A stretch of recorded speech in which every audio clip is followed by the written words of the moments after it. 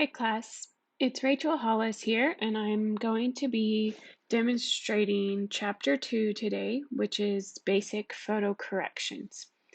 Today you're going to be starting with this O2 Start TIFF file, which you can find in the assignment description. You can go ahead and download that.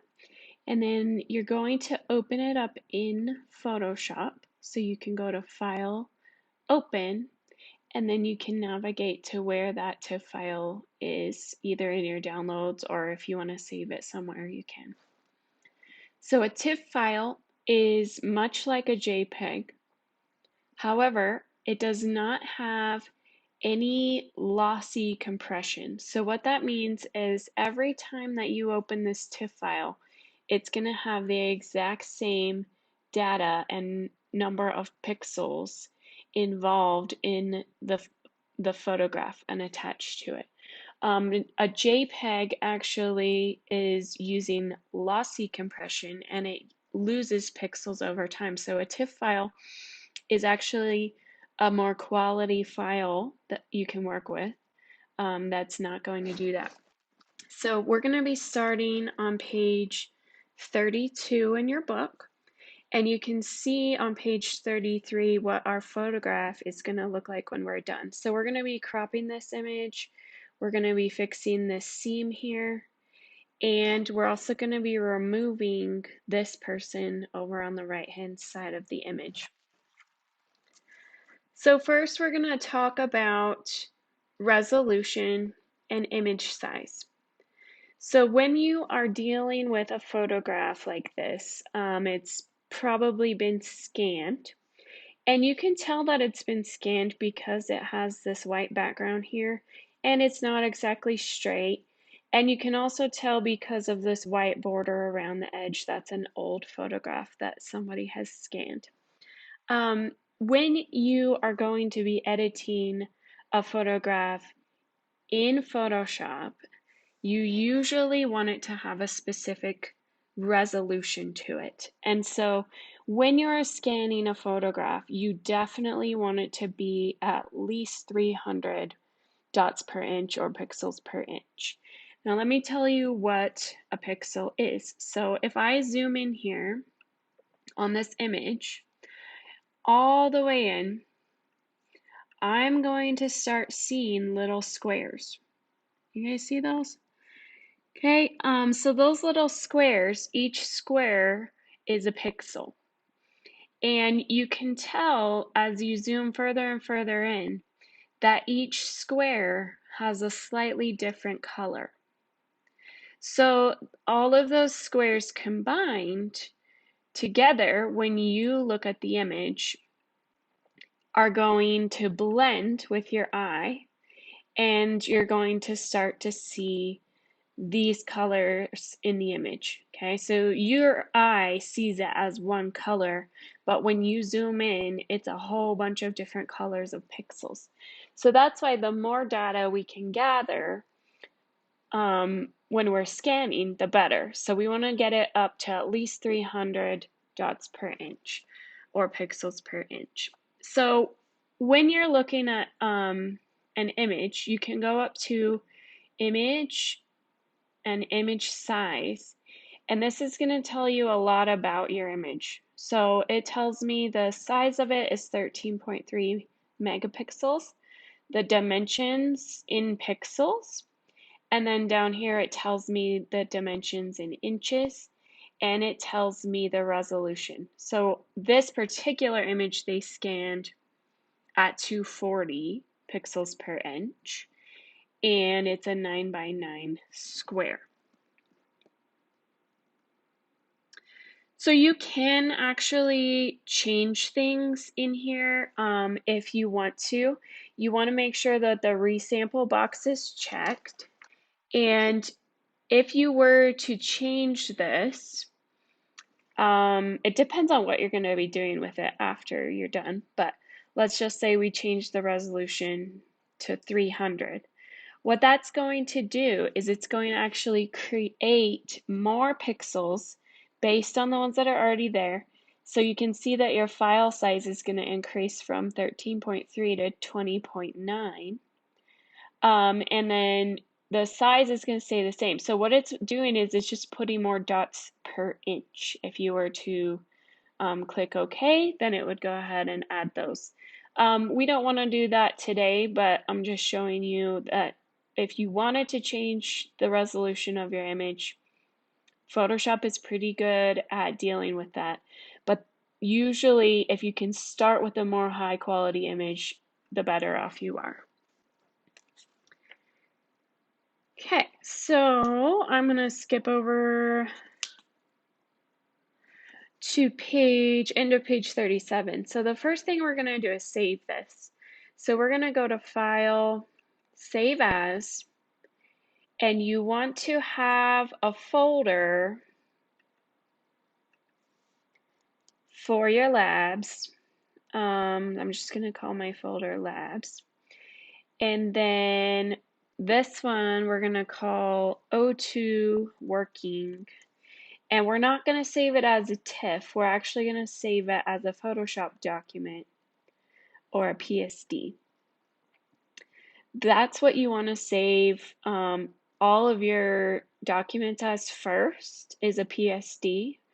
And then if we need a different format like JPEG or PDF or TIFF, we'll go ahead and save from that PSD. So always save the PSD first. Okay, and you'll see your file name up here is going to change to what you just called it, .psd. Okay, so the first thing to do is straighten and crop this image.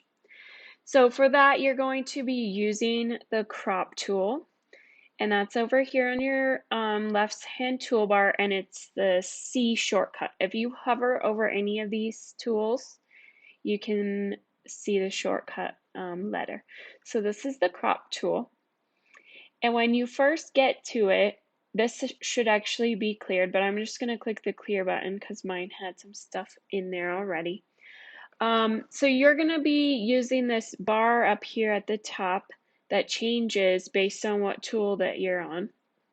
And you can see that there's a bounding box around this image. That's called the crop shield. And we are going to go up to this bar up here, and we're going to change it to width, height, and resolution fields. So our first value in this box is going to be 7 inches. Make sure that you do type the I in after that. Then you can tab over to your height, and that's also going to be 7 inches. And then you can tab over one more box to the resolution, and we're going to change it to 200, and you don't have to write anything after that because it has pixels per inch. Okay, so this is the size of our box, 7 inches by 7 inches. Now we're going to, before we commit any changes or crop anything, we're going to straighten the image. So you can click on this little icon right here. Next to it says straighten. If you click on that, it is like a little tool within a tool, and you're going to straighten the image by drawing a line. And you want to draw your straight line along the edge of the image where the blue sky meets the white border. So you're going to start over here on the left somewhere and click and drag all the way following that line. It should say about 2.2 degrees. And then when you let go, it's going to twist the image by that amount so that it straightens up the image.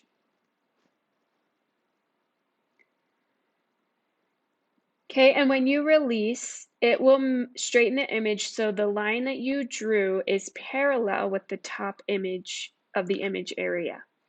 You can draw it along anything in the image that you perceive is going to be straight at the end of it or needs to be parallel. So you're going to straighten first, and then you're going to drag in the corners. And since we've already put in our width, height, and resolution, it's going to keep the box the same aspect ratio, which is fine. So you're going to drag that in, and it's going to create an image that is those dimensions, okay? So 7 by 7 at 200 pixels per inch. So when you're happy with that, you are going to press enter or this check mark up here, which is going to commit the changes. And then you can see your lovely straightened and cropped image. You should also be able to see down here in the bottom left that you have 7 by 7 inches at 200 ppi.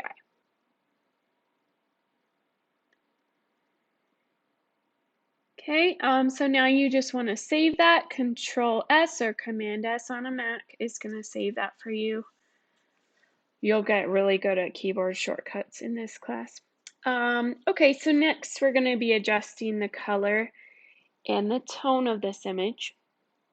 You can see that it's kind of yellowy and like a sepia sort of tone.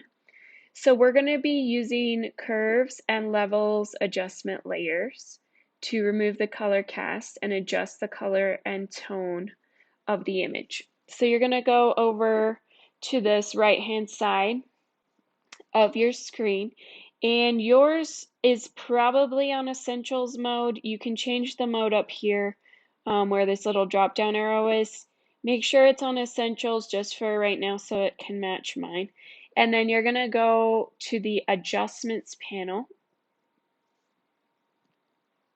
I prefer to have this in tile mode. So the adjustments that you see here are hue, saturation, brightness, contrast, curves, levels, color balance, black and white, exposure, vibrance, selective color, photo filter, gradient map, channel mixer, color lookup, invert, threshold, posterize. So those are all the adjustment layers that we can add to our image. The first one we're going to be clicking on is the curves adjustment layer. So click on that, and you're going to see the properties for it pop up over here. I'm going to drag this properties out to this bar just so I can see it better.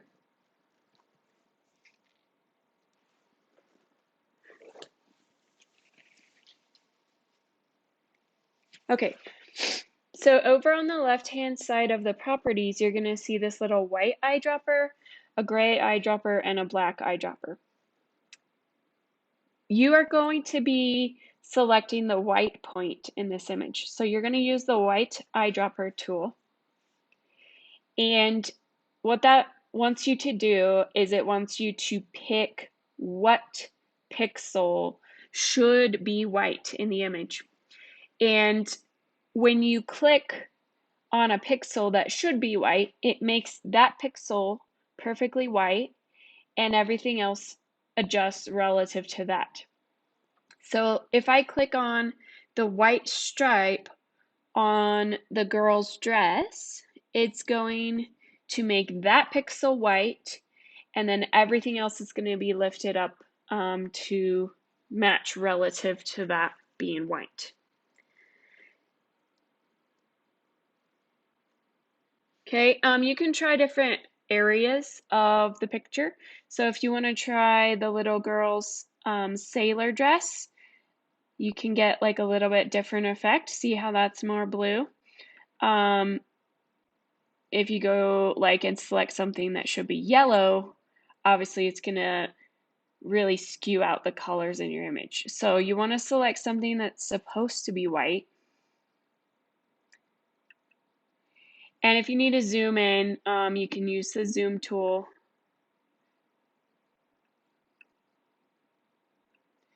And then you can go back to the white eyedropper.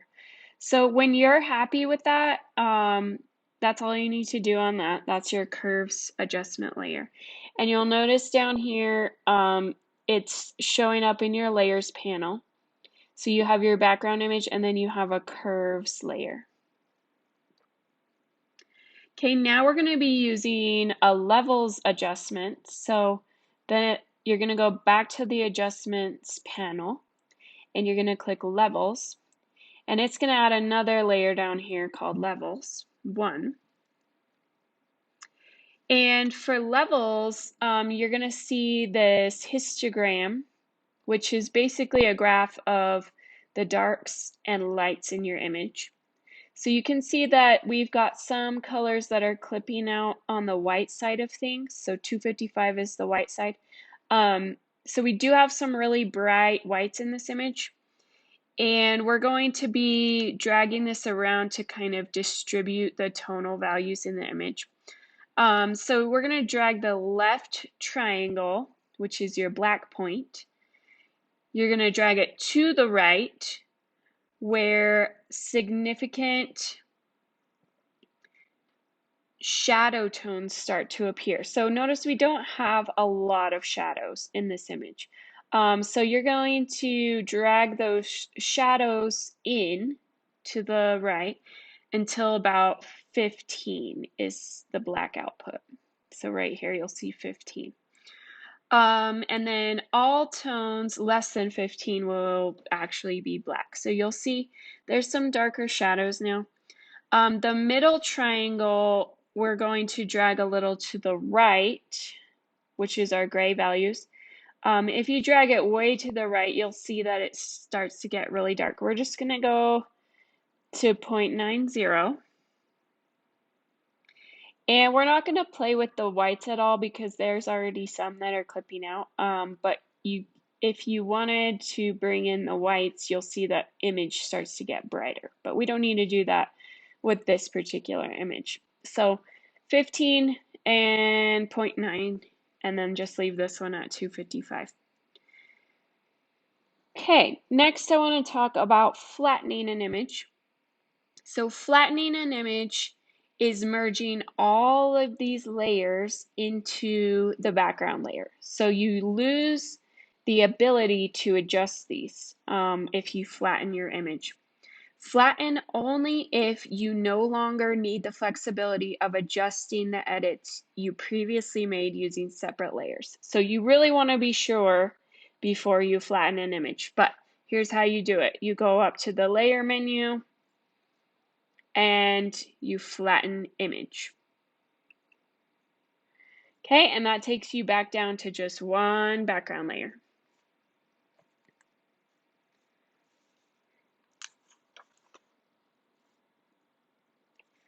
Okay, next we're going to be using the spot healing brush. And the spot healing brush is a really cool tool. We're going to be using it to get rid of this crease right here in the middle. It removes blemishes and other imperfections.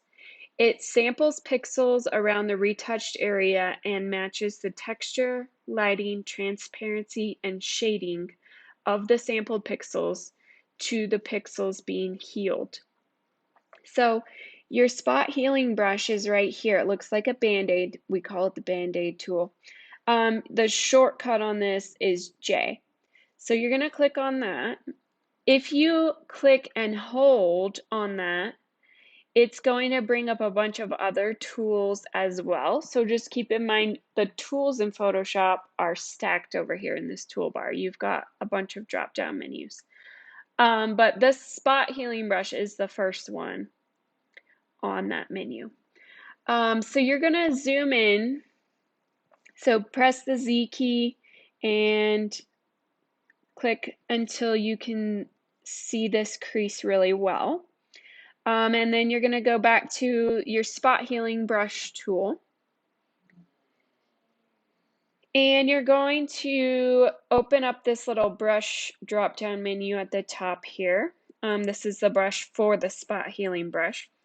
You're going to put the size about 25 pixels. And you're going to put the hardness at 100%. And you're going to make sure that content aware is selected. That means it's going to look at all the content around it and hopefully heal based on that. So you're going to put the spot healing brush at the top of the crease, and then you're going to click and drag down. When you drag, it's going to look black, but what you're doing is you're just selecting the area that you want to heal,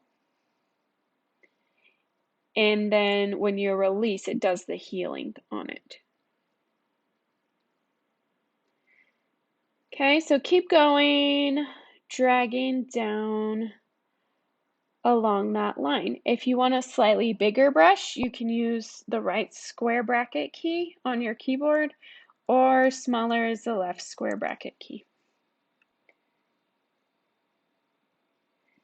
And you don't have to be perfect at this. We're gonna take it down all the way. So keep going, see how it does. Photoshop is pretty amazing with this tool. And now with all the invention of the AI stuff, it uses that as well. And so it's really good at healing things. So that's all you got to do to remove a crease. I'm going to go in here to the sky and just go over some of these black spots. This is just noise, maybe little specks that were on the scanner when they scanned the image. So I'm just going to keep clicking around until I'm happy with the sky here. There's also a few in the upper right area of the image. There's like some little color variations. You can click on those, and then also this little white line over here. Again, it doesn't have to be perfect because it's an old photo, but we're trying to clean it up to where it doesn't look like any environmental factors have come into play with what you're seeing, like specks or hairs or whatever. Okay, so once you've cleaned up your sky, you can zoom back out. When you're on the zoom tool, you can click this fit screen and it'll just zoom back out to fit the screen. The next thing we're going to be doing is a content aware patch, and you're going to go to the object selection tool. These up here are the first four are your selection tools. You're going to hover down on the fourth one down, and then you'll see it right there, object selection tool, not quick selection tool. So the object selection tool finds and follows the edges of an image. So you're going to go over to the boy on the right side, and when you hover over him, it's going to try and select him as an object. So it's got its little object finder out and it's looking for that object. So once you're hovering over it, go ahead and click and see what happens. Okay, so you've created a selection, and you'll see the marching ants around the boy. The marching ants are an indicator of a selection. You can hold down Shift as you drag the object selection tool around any missing areas, including shadows, until all parts are selected. So hold down Shift and click and drag over those shadows until you get the selection you want. And I'm going to make sure and get this shadow over here too. Okay, and see this little circle around his leg? We need to get that selected. Okay, so you should just have a good general outline of his body. And then you're going to go over to the tools panel and get the patch tool, which is under the spot healing brush. So you click and hold on spot healing brush and you go down to patch tool. It looks exactly like a patch. And then you're going to make sure that it says content aware, not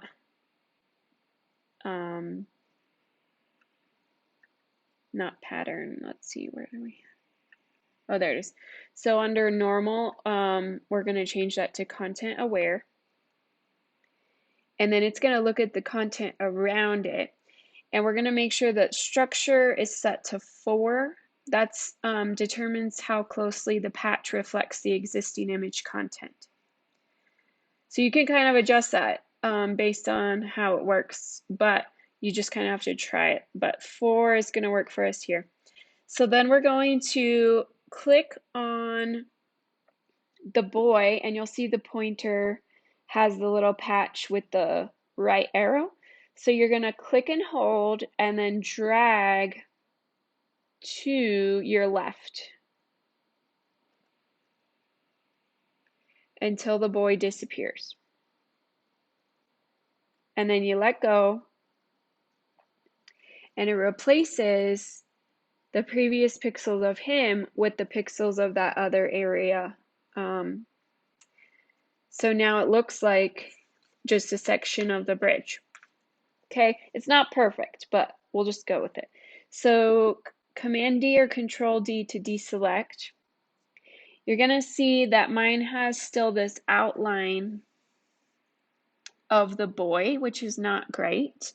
But we're going to go along with the clone stamp tool to remove that.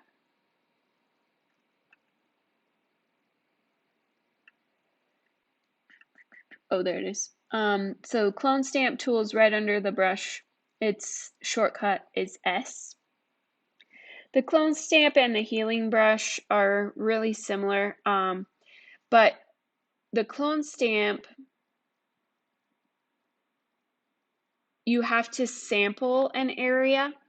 So we're going to put our brush size at about 60 pixels, and we're going to put our hardness to about 30%.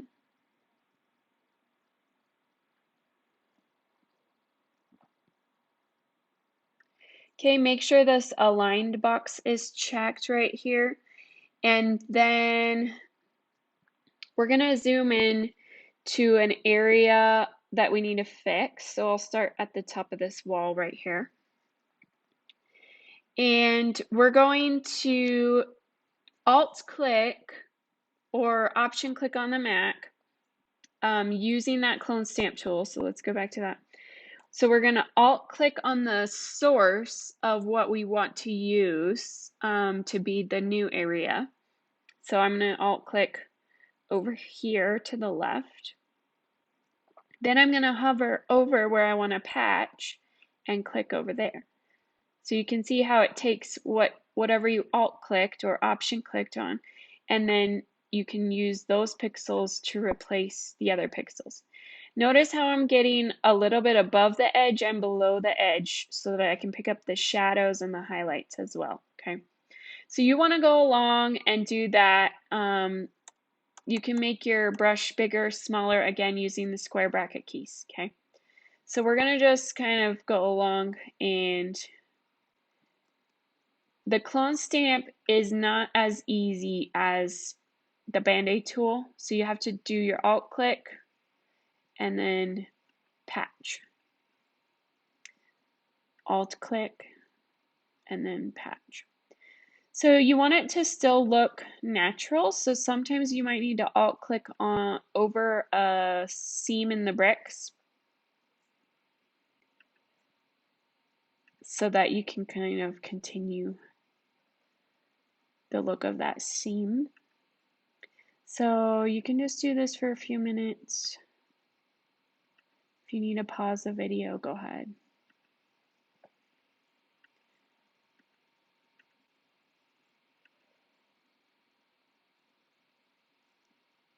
See how this area repeats right here? You might want to kind of blend over that a little bit so it's not that noticeable.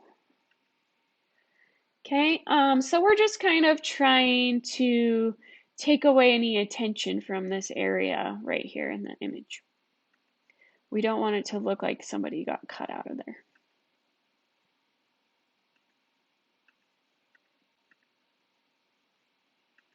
You've still got some little shadows along the bottom here. So just make sure that your line stays straight, like the brick line along here. That's looking better. And then up here in this upper part, you kind of need to get rid of the outline of his head. So we might need to be using a bit smaller of a brush. And we're going to try and clone these 3 windows. Actually, I'm going to get a larger brush and try it. I'm going to get alt-click on these 3 windows, and I'm going to duplicate them over here and see how that works. Yeah. So now I'm going to use my finer brush to get some of this up above and continue. Okay, so now I just need to use the clone stamp to finish out this building.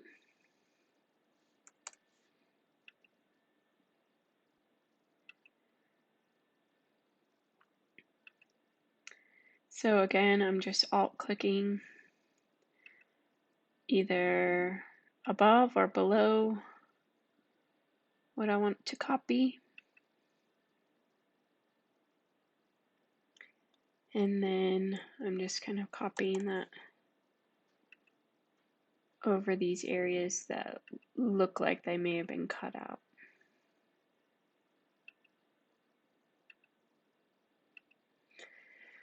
So you don't have to get super detailed with it, but you basically just want it to blend in with the background. So if you zoom back out, it doesn't look like there was a head shape right there. So that's looking pretty good. I'm happy with that.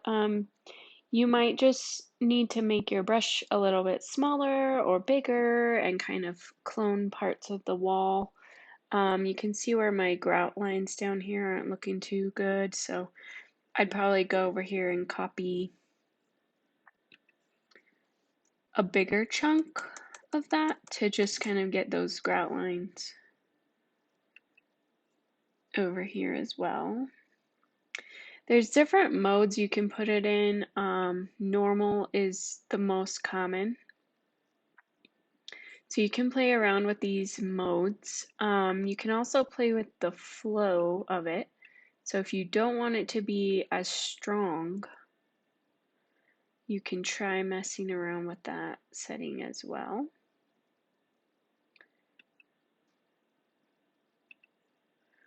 See how the color is different over there? So I probably need to go back on this side. I just don't have a whole lot to sample from over here.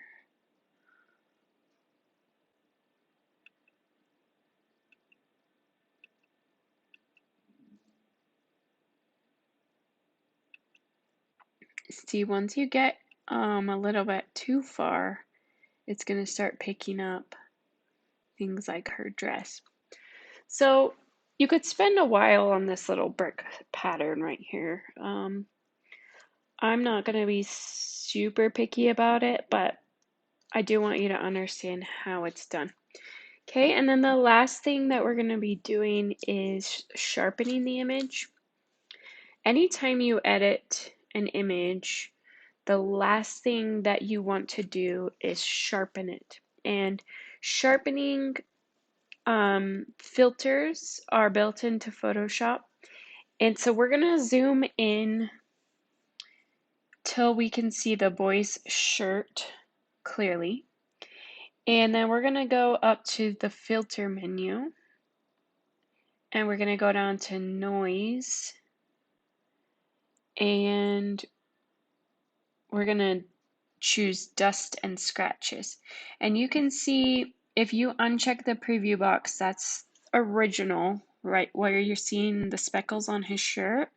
And then when you check the preview box, you can see how that noise or those little speckles on his shirt go away. So noise is something you want to reduce in your image if it's an older image usually. So we're going to leave the radius at 1, threshold at 0, and then we're going to apply our sharpening. So we're going to go back up to the filter menu, sharpen, and smart sharpen. So you'll see this in the preview as well, or you can uncheck the preview box to see it turned on and off.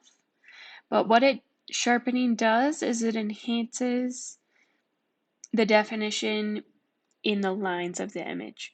So it's going to look blurry, and then when you sharpen it, you're going to see more crisp edges. And this is a good thing to do for every image that you edit in Photoshop, but you don't want to overdo it. That's the main thing. So you can actually, if you want to see more of the image in the preview, you can zoom out, or you can zoom in if you want to see more detail. You can also have the preview box checked, which will show you the sharpening on the main part of your image. So you're going to go make sure lens blur is selected. Lens blur provides finer sharpening of detail and reduced sharpening halos. So with the amount slider, we're going to put it at 60. So this is way too much what we have it set at by default. So 60%, and then the radius is going to be 1.5. The radius value determines the number of pixels surrounding the edge pixels that affect the sharpening. The higher the resolution, the higher the radius setting should usually be. Okay, and then when you're satisfied with that, you'll click OK. It'll apply the sharpening to the whole image. It's not editable, so you have to be quite certain of what you do. And then your image is ready to go. So that looks pretty good for printing or sharing digitally. So we're going to go ahead and save this. So do File, Save. That's going to save your PSD. And then you're going to go File. You can either do Save As or Save a Copy. Or you can go down to Export. Those are like your 3 options. So usually what I do is I go to Export As. So File, Export, Export As, and then it gives you the option to choose what format you want. So PNG, JPEG, or GIF. And then this will be the pixel dimensions of it. And you want to choose the highest quality. Always make this the highest quality. So this will export as a 1.2 megabyte JPEG. And that is what I want you to upload as your assignment along with the PSD. Okay, so I need both of those. Then you'll just click export, and then it'll ask you where you want it. And then you can submit those to me.